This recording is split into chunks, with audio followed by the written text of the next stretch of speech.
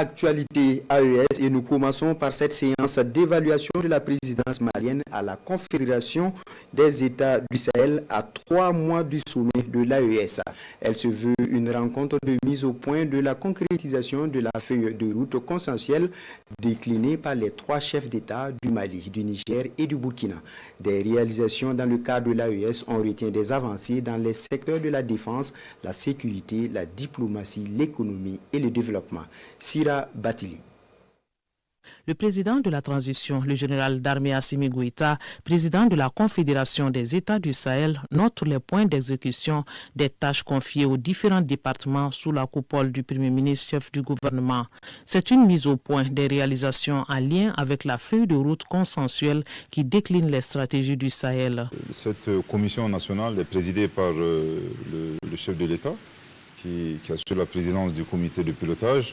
Et à côté, il y a bien entendu 3 comités sectoriels. Il a prodigué de conseils très pertinents, et bien entendu, et les stratégies, afin que, s'il plaît à Dieu, dans 3 mois, que tous les objectifs que le Mali s'est assignés dans le cadre de la mise en œuvre de cette feuille de route puissent être valablement réalisés. Pour une souveraineté totale, le Sahel met l'accent sur la défense, la diplomatie et le développement. Sur le plan de la défense et de la sécurité, la Confédération a mis en route sa stratégie de défense commune, coordonnant ses efforts militaires pour contrer toute velléité d'ingérence. Présentement, il y a l'opération IRECO 2 qui est en cours avec des résultats probants.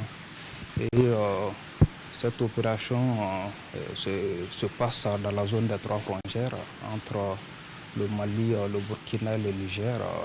On est arrivé déjà à faire des résultats. Ces résultats nous ont permis de neutraliser des terroristes, de récupérer du matériel et de rassurer les populations.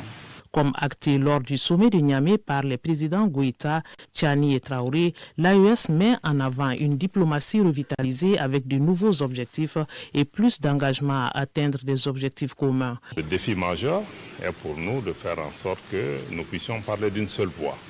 Et si vous voyez avec toutes les actions qui ont été entreprises au cours de l'année, avec les différentes concertations que nous avons eues entre ministres des Affaires étrangères, mais aussi avec les autres ministres, progressivement nous arrivons à parler d'une seule voix, à avoir une bonne coordination de notre action. De plus en plus, nous avons aussi des interactions avec des partenaires extérieurs à notre espace, avec lesquels nous avons un dialogue pour établir des éléments de partenariat politique, sécuritaire, mais aussi en matière de coopération.